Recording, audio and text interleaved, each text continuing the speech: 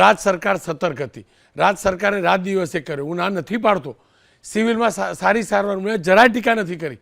મારો તો મુદ્દો એ જ છે, આવી સ્થિતિ છોડી આરોગ્ય કમિટીનો ચેરમેન ના જાય તો કોઈ તકલીફ પડે, મેયર મેડમ ના જાય તો તકલીફ પડે, આવતીકાલે મેચો સેરેમની ના કરી તકલીફ પડે, અને ગયા પછી પણ મીડિયા મુદ્દો અમને કોંગ્રેસ જ કહ્યું લો અમને એટલે ખબર પડી, ભાવનગરથી તો ખબર પડવાની જ હતી. પછી એમ કેવું મીડિયા મોટો મુદ્દો બનાવે છે. આ મુદ્દો જ નથી.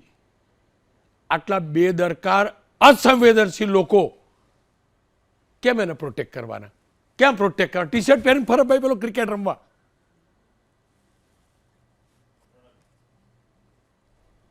નહીં રોનકભાઈ, આજે તો સેરેમની હતી અને અહીંથી ભાવનગરનો રસ્તો પણ હવે તો 2 કલાકમાં પહોંચી જાય છે. 2 કલાકમાં ગયા હશે, 2 કલાકમાં પાછા સાહેબ એક સેકન્ડ રોકું સાહેબ, રોકું પછી જે ટીમ સાહેબ સાંભળો સાહેબ, મારા સાહેબ ઓ મારા સાહેબ હું ખોટું નહીં બોલું.